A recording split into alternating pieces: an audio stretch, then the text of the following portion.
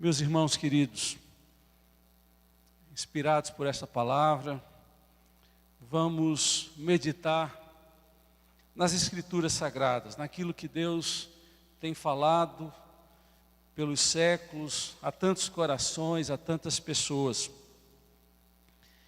Eu quero começar a palavra de hoje a partir de um versículo que se encontra em Efésios, capítulo 5, se você puder abrir a Bíblia comigo. Efésios capítulo 5. O versículo é o versículo 14. A partir desse texto nós vamos pensar uma abordagem mais ampla a respeito do sono, não o sono da alma como prega os adventistas, mas o sono da indiferença, da apatia, o sono que leva à paralisia. E esse texto é profundo por isso, porque nos desafia, nos chama a acordar. Vamos ler juntos os homens primeiro, depois as mulheres. Vamos lá? Desperta.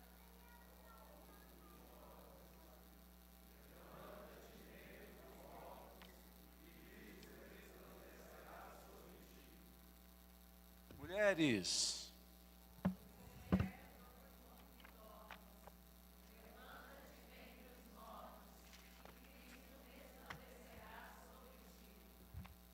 Aí as mulheres no começo estavam sem feijão e arroz. Depois melhorou um pouquinho. Este é o desafio. O desafio de despertar. E Paulo fala isso em um contexto muito interessante. Ele está falando sobre o viver na luz e o viver nas trevas, na escuridão. E de alguma forma ele está falando para crente. Esse texto não é evangelístico. Esse texto é um alerta para o crente. Para que ele, dentre os mortos, dentre as pessoas que não têm Deus no coração, que ainda não foi vivificado, possa acordar para a vida, entender que a missão dele não é trevas, a missão dele é luz. E ele nos chama a acordar. Isso me faz lembrar uma história que eu ouvi há muito tempo. Não sei se aconteceu de fato, mas como ilustração, ela tem um poder persuasório. Preste atenção, queridos. Um dia, um pastor pregando em uma igreja, ele estava falando da vinda de Cristo e disse que no dia glorioso, Jesus ressurgiria de uma forma tal que ninguém poderia dizer que ele não apareceria, que não era ele. Todos têm que dizer que é ele, porque como um relâmpago que sai do Oriente e se mostra no Ocidente, assim há de ser a vinda do Filho do Homem. Jesus fala a respeito disso e ele faz essa afirmação.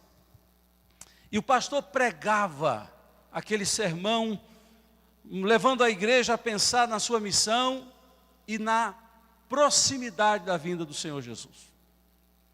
Enquanto isso, um jovem da igreja chamado Vivi, ele dormia no meio do culto. O culto acontecendo e ele dormindo no culto.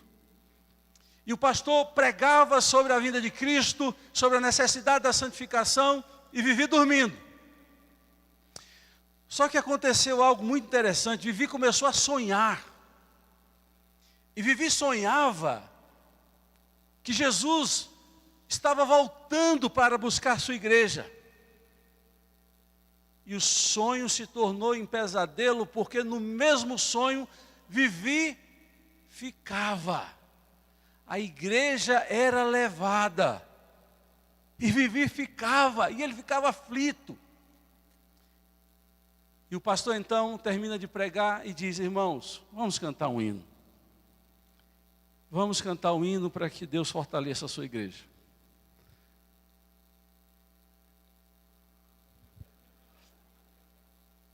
E o hino começou a ser cantado. Vivifica,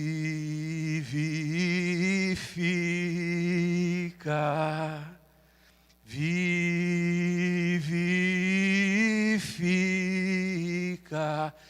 Imagine, o pesadelo teve trilha sonora. Vivi, ouvia calcular parte do sermão naquele sono profundo, no meio daquele pesadelo, ouvindo que ele ficaria. Vivi, fica, meus irmãos. E o hino continuava. Vivifica.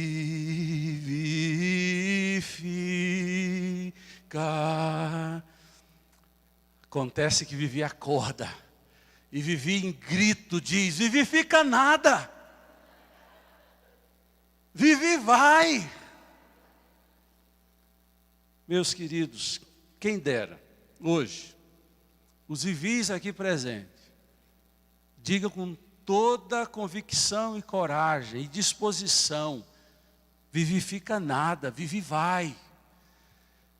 Nós precisamos acordar, queridos. A apatia do nosso coração pode ser um sono profundo da inoperância da nossa vida espiritual. Há muitas pessoas com os olhos fechados para a realidade da vida espiritual. Há muitas pessoas paralisadas e prostradas, porque o desafio não é só acordar, é de levantar. É de ter uma postura em pé. É de estar com os olhos abertos para ter a realidade da vida, para ver a seara que está pronta para ser colhida, para deixar de olhar para dentro de si mesmo e só para o seu umbigo, só para o seu eu, e olhar para o outro. Acordar é possível, sonhar acordado com Jesus, mas dormir enquanto tudo cai, tudo se despedaça, é uma irresponsabilidade para um cristão. Pensando nesse texto, eu me lembrei de 3 episódios, 3 eventos de pessoas que dormiram na Bíblia. E eu tenho certeza que esses 3 episódios têm muito a nos ensinar nessa noite. Há lições por trás destes episódios de pessoas que dormiram. Eu vou pedir para que seja projetado o primeiro evento, o primeiro texto. Pode projetar tudo, por favor. Essa primeira história, em 1 Reis, capítulo 19, é a história de Elias. Aliás, parte da história de Elias. Quem conhece a história de Elias sabe que coragem era uma marca desse homem. Ousadia era uma marca presente na sua vida, no seu caráter. Alguma coisa aconteceu na vida de Elias de forma inesperada. Esse homem tão corajoso, tão intrépido, é invadido por um medo, e o medo de uma mulher, isso não é machismo não, queridos, porque a mulher normalmente ela é mais frágil, ela bate devagar, é claro, algumas exceções, não, Sônia? Algumas exceções, mas essa mulher nem chega a ameaçá-lo fisicamente, ela diz, ainda hoje morrerás, esse homem sai correndo. E ele entra pelo deserto, e o texto diz, entrou no deserto, caminhando um dia, chegou ao pé de Giesta, sentou-se debaixo dele e orou, pedindo a morte. Ele ora assim, já tive o bastante, Senhor, tira a minha vida, não sou melhor do que os meus antepassados. Depois se deitou debaixo da árvore e dormiu. De repente, um anjo tocou nele e disse, levanta-te e come. Esse grande profeta, em um momento da vida dele, ele desistiu da realidade, porque deixou ser invadido por emoções doentes, por sentimentos equivocados. Um homem que era tão intrépido, agora estava encurralado no seu medo, na sua fuga, capaz de pedir a morte. Alguém diria, foi covarde ao ponto de não tirar a sua própria vida. Ainda bem que ele foi covarde em não tirar a sua própria vida. Ele ora a Deus para que Deus tire a sua vida. Eu tenho dito e pregado que Deus, na sua misericórdia, não ouve todas as nossas orações. Porque se Deus ouvisse todas as nossas orações, as besteiras e bobagens que nós falamos e pedimos a Ele atenderia a todas, mas ele não ouve essa oração. Quando esse homem pede para si a morte, porque sabe que é fruto de um momento, fruto de um sentimento doente do seu coração, de uma alma aflita. E esse homem, fugindo de si, fugindo de Jezabel, fugindo da vida, fugindo da sua missão, fugindo da sua realidade, entra no deserto. É uma atitude suicida. O texto anteriormente diz que ele deixou o seu servo Geazi em Beceba e ele entra sozinho no deserto. É um ato de sabotagem própria. Veja como nós somos capazes de nos trairmos, de sermos uma ameaça para nós mesmos emocionalmente. Esse homem está vivendo uma profunda depressão. Muitos crentes podem viver também momentos e situações em que as emoções entram na confusão, em que nós não achamos sentido mais na nossa missão, naquilo que Deus colocou em nossas mãos, e estamos em profunda fuga e nos anulando, e achando que não vale mais a pena, que não tem jeito, que a única alternativa é desistir. Esse é o retrato desse homem. E quando você estuda um pouco sobre depressão, você descobre que um dos sinais da depressão é o sono. As pessoas querem viver debaixo de cobertas, as pessoas não querem acordar. Ou ficam acordadas embaixo da coberta nos seus próprios quartos, ou são invadidos por um desejo de dormir além do normal. Eu vejo que esse homem estava vivendo essa realidade. E ele vai dormir.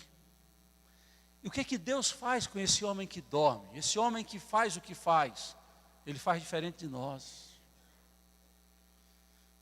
Talvez nós levantássemos esse homem, fizéssemos dele o Judas e descêssemos o cacete nele. Como é que você tem coragem de abandonar sua missão, seu ministério? Como é que você tem coragem? Tantos confiavam em você e agora você se embrenha nesse deserto, com medo, deixa de ser frouxo. Mas Deus não faz isso. Esse homem que dorme, carregando em si uma doença emocional, doente na sua alma, recebe uma visita de um anjo que Deus o manda, e há uma suavidade em acordar esse homem. De repente, um anjo tocou nele e disse: levanta-se, acorda, come. Aquele homem não estava comendo. Veja a preocupação de Deus. Não é só com a sua alma, é com o seu corpo, só com as necessidades físicas. Não tem como desafiar um homem que está debilitado, uma mulher que está em frangalhos. Come, depois a gente conversa. Se você ler o texto, se você tem Bíblia, você vai saber que depois o anjo dá o pão para ele, ele come e ele volta a dormir. Eu não sei quantas horas, a Bíblia não é precisa quanto a isso. Mas uma segunda vez o anjo acorda e diz: acorda, porque tem uma caminhada pela frente. E ele anda 40 dias e 40 noites, com a força desse alimento. Porque Deus o levantou. Nesse caso, queridos, a missão de levantar, o desafio de levantar era de Deus para ele. Mas as forças para ele levantar também eram de Deus para ele. Esse homem se levanta porque Deus o levantou. Às vezes a gente quer se levantar com as nossas forças. A gente se arrasta, pensando que a minha força vai me dar condições para levantar. Olhe aqui, aprenda isso. Se você não se segurar em Deus, você não se levanta. Pode ser que você esteja aqui doente na sua alma. Por isso que você passa tanto tempo para vir na igreja, porque de vez em quando você dá vontade de vir, consegue vir, porque vontade você não tem, ânimo você não tem, disposição você não tem, porque sua alma está morrendo de fome. Deus está dizendo para você: levanta, come a minha palavra, não deixe sentimentos negativos dominarem o seu coração. e convencer o seu raciocínio, o seu intelecto, de que tudo acabou. Creia naquilo que suas emoções não aceitam. Creia na palavra de Deus. Deus está dizendo para você hoje: desperta você que dorme da sua apatia emocional, da sua frieza emocional. Se você não se sente mais, se você não tem mais amor a Deus, por Deus, se você não tem mais desejo de louvá-lo, de agradecer, você não está bem. Você não está bem. Você precisa acordar. Você precisa comer o pão de Deus. Você precisa andar em direção às promessas dele. O segundo episódio é um episódio muito interessante, porque aí não é necessariamente uma questão emocional, e sim uma questão de obstinação, de teimosia. É a história de Jonas. A história de Jonas é conhecida por muitos porque ele desobedece a Deus, ele afronta a Deus, e ele sabe que ele não pode fugir de Deus, mas faz de tudo para fugir de Deus e da sua missão. Pode botar, Arthur, primeiro Jonas capítulo 1. O texto diz, tem um restante aí, não tem, Arthur? Tem, né? Que eu achei tão pouquinho aqui, mas depois vai vir o resto, né? Tá bom. O Senhor, porém, fez soprar um forte vento sobre o mar. E caiu uma tempestade tão violenta que o barco ameaçava arrebentar-se. Todos os marinheiros ficaram com medo e cada um clamava ao seu próprio Deus. E atiraram as cargas ao mar para tornar o navio mais leve. Enquanto isso, Jonas, que tinha descido ao porão, se deitara, dormia profundamente. O capitão dirigiu-se a ele e disse: como você pode ficar aí dormindo? Levante-se e clame ao seu Deus. Talvez Ele tenha piedade de nós e não morramos. Então os marinheiros combinaram entre si: vamos lançar sorte para descobrir quem é o responsável por essa desgraça que se abateu sobre nós. Lançaram sorte e a sorte caiu sobre Jonas.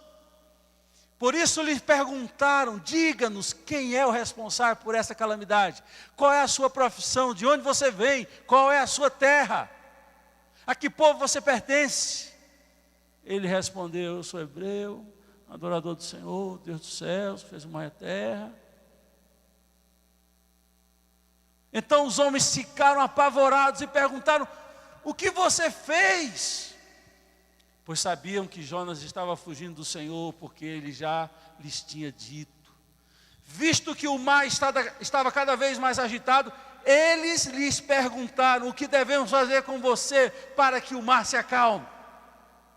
Respondeu ele: peguem-me. Aí já animou, aí já estava animado. Peguem-me e joguem-me ao mar, e ele se acalmará, pois eu sei que é por minha causa que esta violenta tempestade caiu sobre vocês. Isso é trágico. Isso é trágico. Não é só lamentável, isso é trágico.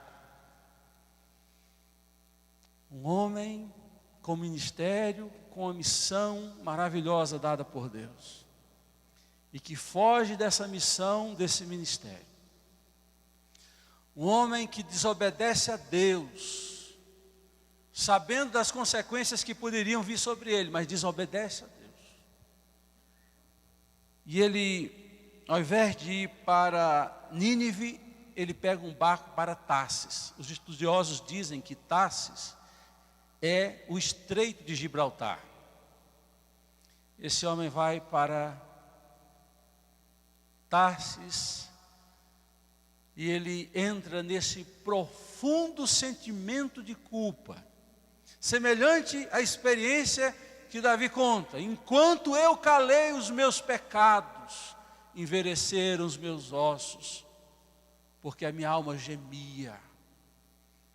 Pessoas com sentimento de culpa, pessoas que não pediram perdão a Deus, ou nem sequer se perdoaram, quando Deus já lhes perdoou, ou pessoas que estão negando a sua culpa, porque não querem ser confrontados com a mentira de vida que têm. Experimentam a mesma situação de Jonas, procuram se afastar de Deus. Jonas pensou que no meio do mar ele não seria achado. Será que ele não conhecia o Salmo, que diz que ainda nos cantos dos mares Deus o acharia? Mas ele pensava que podia fugir de Deus. E mais uma vez um sentimento de nulidade, um sentimento de suicídio. Esse homem estava tão down que ele procura o porão do navio. Há certas atitudes que tomamos que revelam a situação da nossa vida espiritual. Esse homem não sobe no mastro, esse homem procura um porão. Tem muitos de nós procurando porão. Ele queria mais ainda, ele não queria apenas o porão. Para ele, na sua vida espiritual, o melhor lugar para ele estar era no fundo do mar. Tanto é que a proposta é: me lancem logo no fundo do mar, porque eu cansei. Note, tanto Elias, que não era um homem que estava que não haviam cometido um pecado tão grave como o de Jonas, mas desiste de tudo e quer ir para o fundo do mar, que quer ir para o deserto, melhor dizendo, quer morrer no deserto. Agora esse aqui quer ir para o fundo do mar, enquanto que a Bíblia diz que no fundo do mar está o que, Carlão? Os nossos pecados, que ele lança e esquece deles. E esse homem dorme indiferente.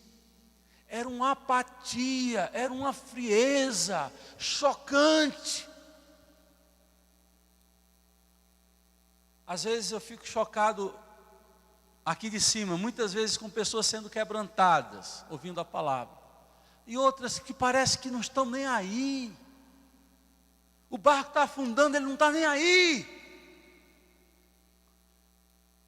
É incrível como nós somos capazes de viver no meio do incêndio e achar que a gente pode assistir televisão ou deitar numa rede enquanto tudo está pegando fogo. Pessoas que não conhecem o Deus de Israel ficam chocados com o testemunho às avessas desse homem.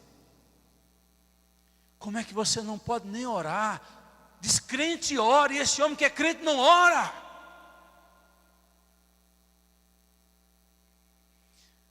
Os descrentes tomam uma iniciativa: vamos jogar as coisas fora, talvez esse barco não afunde. E esse homem, na apatia total, dorme, gélido, frio. Tem nada não. Esse homem choca incrédulo, esse homem choca ímpio. Esse homem é chamado à oração, ele é preciso ser convocado à oração. E quando ele admite a sua culpa, até a própria admissão de culpa não é para o bem, não é para a cura, é para a morte. Há uma diferença básica entre a obra do Espírito e a obra do diabo na nossa mente e na nossa consciência. Como é que o diabo age na nossa mente e na nossa consciência? Você é um sujo, você é um imprestável, não tem jeito, você é um hipócrita. O melhor que você faz é dar cabo de tudo, desistir de tudo, porque você não é nada. Deus trabalha diferente. O Espírito Santo trabalha dizendo: você errou, você entristeceu o coração de Deus, você sabe do dano que você causou, mas ainda há esperança para você. Eu estenderei a mão para você, eu vou te levantar, você vai se erguer e eu vou estar com você. Deus nunca vai passar a mão na nossa cabeça, Deus nunca vai ocultar os nossos defeitos e falhas, mas Ele vai nos dar a mão para levantar. 7 vezes cai o justo, 7 vezes levantará. Meus queridos, ali está aquele homem na sua frieza, uma atitude de desistência, porque achava que Deus não mais o restauraria. E ele é lançado ao mar, a tempestade acalma. E eu fiquei pensando nisso. A bênção vem quando um crente vai embora. Que desgraça é essa? A bênção vem quando um crente vai embora. Quando o crente sai do recinto. Que coisa terrível. Era para ser o contrário. A gente chegar e a bênção chegar. A gente chegar e as pessoas serem abençoadas pela nossa presença. O crente é jogado ao mar e tudo volta ao normal. Oh, glória a Deus! Que coisa trágica. Esse homem é lançado ao mar. E a misericórdia de Deus é lançada ao mar. Um grande peixe vai ao encontro desse homem. Os estudiosos dizem que não era uma baleia. Provavelmente seria um cachalote. Cachalote se enquadra na classificação de peixe e não de mamífero, de uma baleia. Deus manda um grande submarino. Quem disse que os alemães inventaram o submarino? Deus. E ele engole esse homem. Se você pega o capítulo de número 2 de Jonas, é o momento do quebrantamento. Ele ora no ventre do peixe. Aí tem a oração de Jonas, se arrependendo dos seus atos, das suas omissões, da sua covardia, do seu medo. E o submarino em direção a Nínive. Em direção a Nínive, quando ele chega perto, ele é vomitado. E ele vai para onde Deus queria que ele fosse. Por isso que muitas vezes na sua teimosia você diz, eu vou e vai. Aí acontecem umas coisas, é que Deus manda ou um submarino, ou uma quebradeira, ou alguma coisa para você voltar, para você ir para o lugar certo. Aí você diz, Deus, eu não aceito. Problema seu, você não aceita. Deus não quer nem saber disso. Acorda. O barco está afundando e você não está fazendo nada. Acorda, as pessoas estão orando, você nem orar, ora. Acorda, você está vivendo uma religião e não a vida abundante de Jesus. Acorda. Você está acostumado a vir para a igreja e na semana você apronta, mas no domingo você se veste de crente. Acorda. Esse é o segundo episódio de alguém que foi acordado. Para que a pessoa acordasse para a vida, abandonasse essa prática pecaminosa, essa vida sem amor, sem paixão, sem zelo no coração. Acorda! O terceiro episódio que me vem à mente é o episódio de Jesus. Ih, pastor, você vai enquadrar Jesus no mesmo nível? Não. Mateus capítulo 8, versículo 24, diz, de repente uma violenta tempestade abateu-se sobre o mar. Mais uma vez o mar. De forma que as ondas inundavam o barco de Jesus. Jesus, porém, dormia. Os discípulos foram acordá-lo, clamando, Senhor, salva-nos, vamos morrer.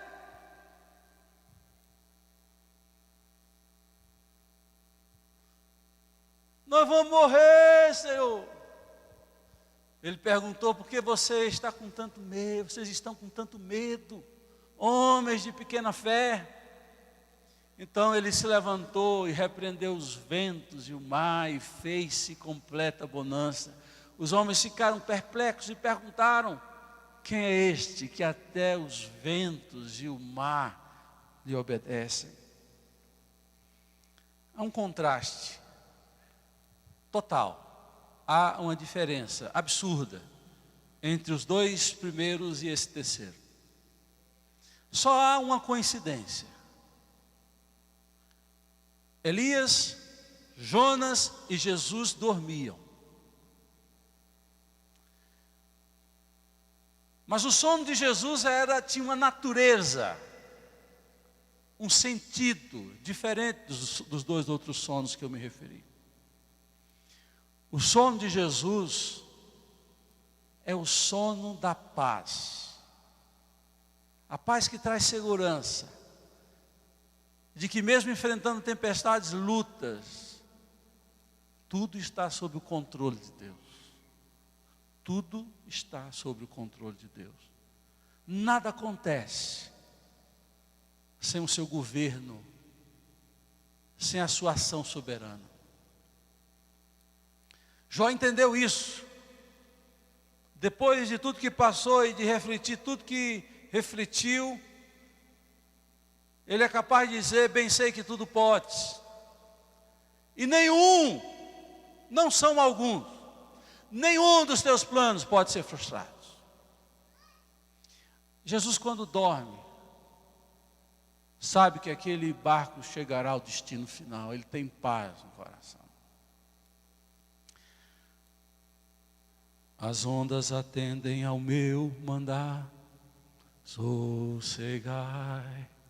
Seja encapelado o mar, a ira dos homens, o gênio do mal, tais águas não podem a naufragar, que leva ao Senhor, Rei dos céus e mar.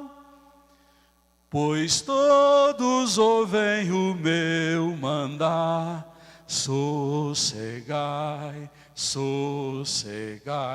Convosco estou para vos salvar, sossegar. Você não pode cantar esse hino muito na Bahia não, mas aqui pode. Jesus dormiu o sono dos justos, o sono dos que têm fé.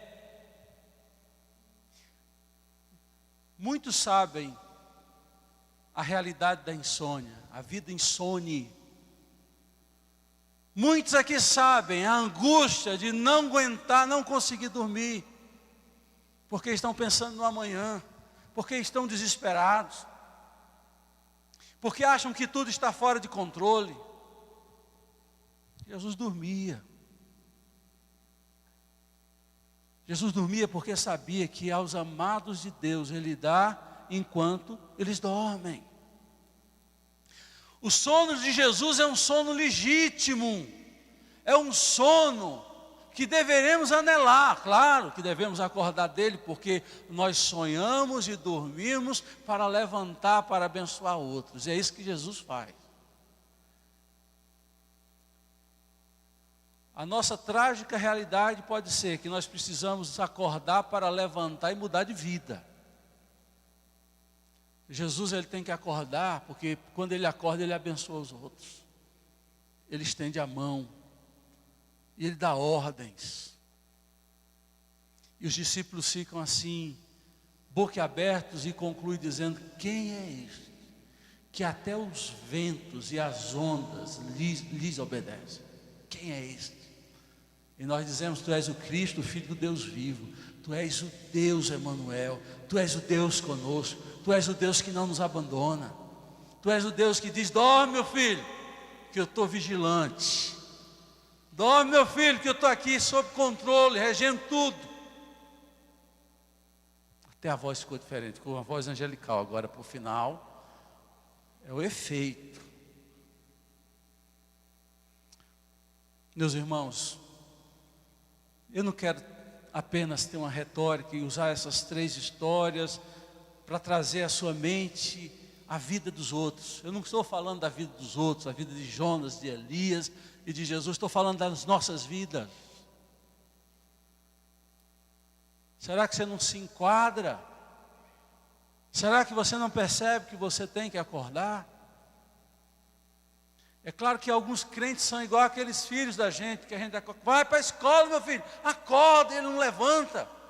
Às vezes tem que jogar dentro d'água para ver se acorda, e mesmo assim ele mergulha e continua dormindo. Você tem que acordar. A ordem divina é: desperta, ó tu que dormes, levanta-te dentre os mortos e Cristo te iluminará. Hoje é um dia de estar acordado. Hoje é um dia de olhar para a vida e dizer: não vou mais dormir, vou viver, eu vou sonhar os sonhos de Deus. Vou me pôr em pé, porque quem me põe em pé é Deus. Eu não sou chamado para viver prostrado, eu sou chamado para viver em pé.